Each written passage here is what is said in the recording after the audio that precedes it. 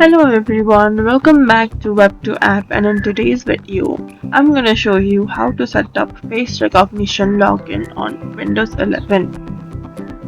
To do so, first of all, open your laptop and log into your account. Now, click on the start button from the taskbar and search for settings. Click on open. Now, once your setting opens, scroll down till you see accounts. Click on accounts.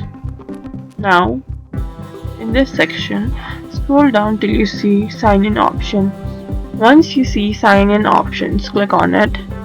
Now here you've got a bunch of options from which you can sign into your account. Here you can search for face recognition. So this option is currently unavailable for my computer, but if it is available in your case, then you can just click on it and you can see here use your face to sign in to Windows apps and services. Then you can see setup in the right corner. Then click on setup and follow the setup instructions. Then you can unlock your PC using your face. And thank you for watching, and follow us for more tips and tutorials.